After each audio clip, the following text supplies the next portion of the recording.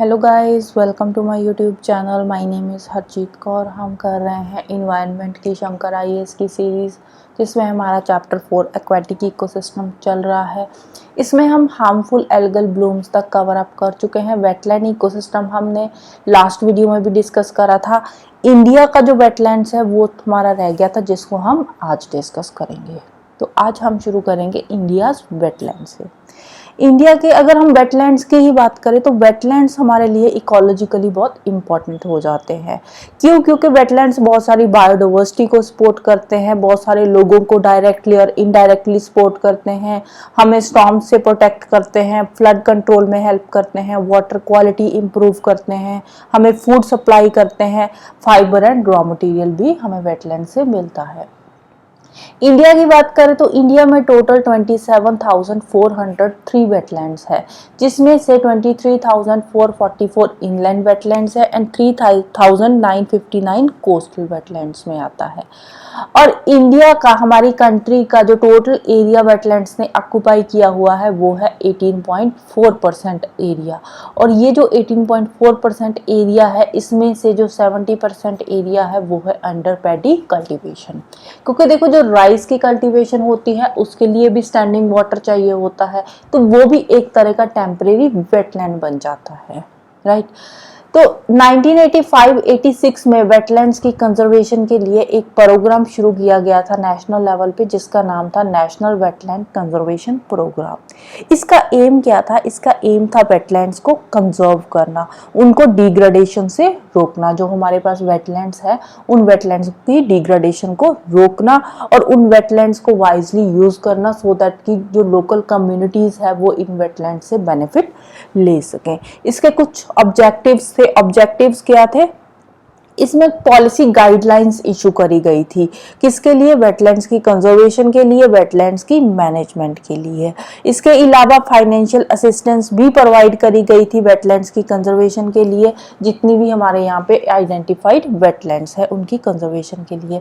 Central government ने central level पे अपने प्रोग्राम्स शुरू किए थे वेटलैंड्स के लिए। इसके अलावा ये जो सेंट्रल गवर्नमेंट है, स्टेट गवर्नमेंट की हेल्प कर रही थी, फाइनेंशियली हेल्प कर रही थी, टेक्निकली भी हेल्प कर रही थी ये जो वेटलैंड्स है इनकी कंजर्वेशन के लिए। स्टेट लेवल पे भी बहुत सारे प्रोग्राम्स शुरू करे गए थे वेटलैंड्स की मैनेजमेंट के लिए।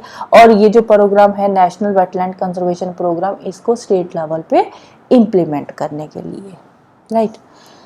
नेक्स्ट बात करते हैं criteria for identification of wetlands of national important. अब कोई भी वेटलैंड जो है वो नेशनली इम्पोर्टेंट है हमारे लिए, इसको हम कैसे आइडेंटिफाई करते हैं? तो उसको आइडेंटिफाई करने का भी एक पर्टिकुलर क्राइटेरिया है। तो यहाँ पे 9 क्राइटेरिया दे रखे हैं। अगर ये क्राइटेरिया, इनमें से कोई भी क्राइटेरिया ये फुलफिल कर रहा है तो वो जो वेटलैंड है वो नेशनली इम्पोर्टेंट है, राइट। तो क्राइटेरिया क्या है? फर्स्ट क्राइटेरिया क्या है? कोई भी बायोजियोग्राफिक रीजन जो है वहां पे अगर कोई रिप्रेजेंटेटिव रेयर या कोई यूनिक स्पीसीज रह रही है जो कि नेचुरली या नियर नेचुरल वेटलैंड टाइप की है, तो वो वाला जो एरिया आ जाता है वो नेशनली इंपॉर्टेंट हो जाता है। अगर कोई जो वेटलैंड है, कोई भी बायोजियोग्राफिक रीजन है, कोई पर्टिकुलर रीजन है जो कि वल्नरेबल, इंडेंजर्ड या क्रिटिकली इंडेंजर्ड स्पीसीज को या फिर थ्रेटन्ड स्पीसीज को वो सपोर्ट कर रहा है, इकोलॉजिकल कम्युनिटी को सपोर्ट कर रहा है, तो वो वाला जो एरिया हो जाएगा, जो वेटलैंड का वो एरिया हो जाएगा, वो नेशनली इंपॉर्टेंट हो जाएगा हमारे लिए। अगर किसी भी बायोजियोग्राफिक रीजन के अंदर कोई प्लांट पॉपुलेशन या एनिमल स्पीसीज की पॉपुलेशन वहां की बायोलॉजिकल डाइवर्सिटी को मेंटेन करने के लिए इंपॉर्टेंट है, तो वो एरिया भी हमारे लिए इंपॉर्टेंट हो जाएगा, नेशनली इंपॉर्टेंट हो जाएगा। अगर कोई प्लांट या एनिमल स्पीसीज वो अपने लाइफ साइकिल की क्रिटिकल स्टेज में है और किसी एक बायोजियोग्राफिक रीजन के अंदर, किसी वेटलैंड के अंदर उसने रिफ्यूज ले रखा है, कोई भी एनिमल स्पीसीज हो या फिर प्लांट स्पीसीज हो, उसने वहां पे रिफ्यूज ले रखा है और वो अपने लाइफ साइकिल की एक क्रिटिकल स्टेज में सर्वाइव कर रही है, तो वो वाला जो एरिया आ जाएगा वेटलैंड्स का, वो भी हमारे लिए नेशनली इंपॉर्टेंट एरिया बन जाएगा। अगर कोई वेटलैंड्स 20,000 या 20,000 से ज्यादा वाटर बर्ड्स को सपोर्ट कर रहा है तो वो भी नेशनली इंपॉर्टेंट है। अगर या फिर ये तो एक तो था वाटर बर्ड्स का कि 20,000 या 20,000 से ज्यादा वहां पे वाटर बर्ड्स है, या फिर क्या है वहां पे किसी भी एक पर्टिकुलर स्पीसीज या सब स्पीसीज है, जो वाटर बर्ड्स की ही कोई स्पीसीज है या सब स्पीसीज है, उसकी 1% पॉपुलेशन को वो सपोर्ट कर रहा है एरिया। अगर किसी पर्टिकुलर स्पीसीज की 1% पॉपुलेशन को भी सपोर्ट कर रहा है तो वो भी हमारे लिए इंपॉर्टेंट हो जाता है, वो भी नेशनली इंपॉर्टेंट है, राइट। इसके अलावा कोई भी ऐसा एरिया जहां पे इंडिजिनस फिशेस की स्पीसीज रह रही है या किसी इंडिजिनस फिशेस की सब स्पीसीज रह रही है, उनकी फैमिलीज रह रही है, या उस फैमिली का फिश की फैमिली की कोई भी स्पीसीज वहां पे रह रही है, इंटरेक्ट कर रही है आसपास के जितने भी वहां पे जो आसपास की पॉपुलेशन है उनके साथ, और वो वाला जो पर्टिकुलर वेटलैंड है वो उनके लिए, वो स्पीसीज के लिए बहुत ही वैल्यूएबल है, वो इंडिजिनस जो फिश की स्पीसीज है उसके लिए वो पर्टिकुलर वेटलैंड बहुत इंपॉर्टेंट है, तब भी वो वेटलैंड नेशनली इंपॉर्टेंट हो जाता है। या फिर कोई भी वेटलैंड साइट है जो फिशेस के लिए बहुत इंपॉर्टेंट है, वहां पे फिशेस के लिए प्रॉपर फूड मिल रहा है, वहां वहीं पे पर्टिकुलर किसी एक फिश स्पीसीज के लिए वहां पे फिशेस के लिए प्रॉपर एक स्पॉनिंग ग्राउंड है, फिशेस की जो माइग्रेशन पाथ है वहां पे, तो वो वाला जो एरिया है, क्योंकि वहां पे देखो फिशेस की स्पीसीज जो है वो डिपेंड कर रही है, तो वो वाला जो वेटलैंड एरिया है वो भी इंपॉर्टेंट हो जाएगा। या फिर कोई भी नॉन एवियन एनिमल स्पीसीज की पॉपुलेशन को कोई वेटलैंड एरिया सपोर्ट कर रहा है, नॉन एवियन एनिमल स्पीसीज की 1% पॉपुलेशन को भी, नॉन एवियन जो एनिमल स्पीसीज है उसकी कोई पर्टिकुलर स्पीसीज या उसकी आगे सब स्पीसीज जो होती है उसमें से 1% पॉपुलेशन को भी अगर वो एरिया सपोर्ट कर रहा है तो वो नेशनली इंपॉर्टेंट हो जाता है, राइट। नेक्स्ट बात करते हैं मॉन्ट्रियक्स रिकॉर्ड की। मॉन्ट्रियक्स रिकॉर्ड क्या होता है? मॉन्ट्रियक्स रिकॉर्ड जो है ये एक रजिस्टर है वेटलैंड साइट्स का, जिसके अंदर रामसर वेटलैंड साइट्स की एक लिस्ट बनी हुई है जो कि इंटरनेशनल लेवल पे हमारे लिए इम्पोर्टेंट है। और वो लिस्ट में जो साइट्स ऐड करी गई है वो किस बेसिस पे ऐड करी गई है, वो जो साइट्स ऐड करी गई है वो ऐड करी गई है अगर वहां पे कोई इकोलॉजिकल कैरेक्टर में चेंजेस आ रही है या हो रही है या फिर हो चुकी है तो उस साइट को वहां पे ऐड कर दिया जाएगा। या फिर उस जगह पे कोई टेक्नोलॉजिकल डेवलपमेंट शुरू हो गई है या पोल्यूशन बहुत ज्यादा बढ़ गया है या ह्यूमन इंटरफेरेंस बहुत ज्यादा बढ़ गया है, मतलब कि उस साइट को अब कंजर्व करने की जरूरत है, वहां पे प्रॉपर मैनेजमेंट की जरूरत है, तो वो वाली जो पर्टिकुलर साइट होती है उसको रामसर वेटलैंड की जो लिस्ट है उसमें ऐड कर दिया जाता है। और ये जो लिस्ट है ये कहाँ पे है? ये मॉन्ट्रियक्स रिकॉर्ड के अंदर लिस्ट बनी हुई है। अब ये जो रामसर वेटलैंड साइट्स होती है ये किस बेसिस पे बनाई जाती है? ये रामसर कन्वेंशन हुई थी एक। रामसर क्या है? रामसर ईरान की एक सिटी का नाम है, ये ईरान के अंदर एक सिटी है जहाँ पे एक कन्वेंशन हुई थी और उस कन्वेंशन में जो क्राइटेरिया मेंशन था उसके बेसिस पे ये जो रामसर वेटलैंड की लिस्ट तैयार करी जाती है और इस लिस्ट को मॉन्ट्रियक्स रिकॉर्ड के अंदर ऐड करा जाता है, राइट। मॉन्ट्रियक्स रिकॉर्ड जो होता है इसके अंदर प्रायोरिटी साइट्स को ऐड किया जाता है जो कि नेशनल या फिर इंटरनेशनल लेवल पे जहां पर कंजर्वेशन की जरूरत है, अर्जेंट अटेंशन की जरूरत है। तो ये जो मॉन्ट्रियक्स रिकॉर्ड्स होते हैं इसके अंदर किसी भी साइट को ऐड भी किया जा सकता है और किसी साइट को अगर वहां पे प्रॉपर कंजर्वेशन हो गई है, सही काम चल रहा है, तो उस साइट को वहां से रिमूव भी किया जा सकता है। तो ये क्या होता है? ये कॉन्ट्रैक्टिंग पार्टीज के बेसिस पे होता है कि कौन सी साइट को ऐड करना है और कौन सी साइट को रिमूव करना है। इंडिया के केस में अगर हम बात करें तो इंडिया में जो मॉन्ट्रियक्स रिकॉर्ड साइट्स है दो है। करंटली अगर हम बात करें तो दो वेटलैंड्स है जो कि मॉन्ट्रियक्स रिकॉर्ड में एडेड है। कौन कौन सी है? एक तो है राजस्थान में क्योलाइडियो नेशनल पार्क और दूसरा है मणिपुर में लोकटक लेक।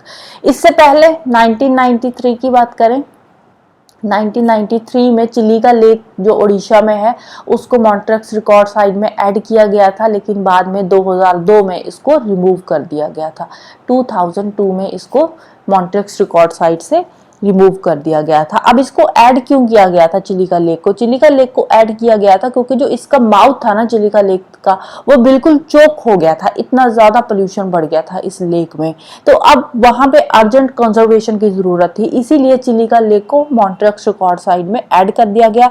लेकिन 2002 तक ये इसको बिल्कुल नॉर्मल कर दिया गया और उसके बाद इसको मॉन्ट्रियक्स रिकॉर्ड साइट से निकाल दिया गया और इसके लिए रामसर वेटलैंड कंजर्वेशन अवार्ड भी दिया गया था इस लेक के लिए, right.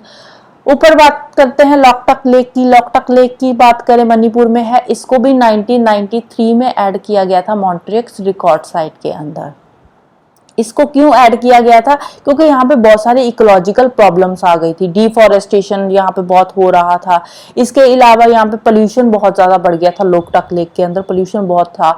Hydro electric power plants बना दिए गए थे इसके ऊपर, जिसके चलते हुए जहाँ की जो लोकल फिशेस थी ना, तो वो फिशेस मरनी शुरू हो गई थी। अब लोकल जो फिशेस है वो मरनी शुरू हो गई थी, एक्सटिंक्ट होनी शुरू हो गई थी, जिसके चलते हुए लोकटक लेक की कंजर्वेशन की जरूरत थी और इसको भी मॉन्ट्रियक्स रिकॉर्ड साइट में ऐड कर दिया गया था और अभी भी ये मॉन्ट्रियक्स रिकॉर्ड साइट में एडेड है।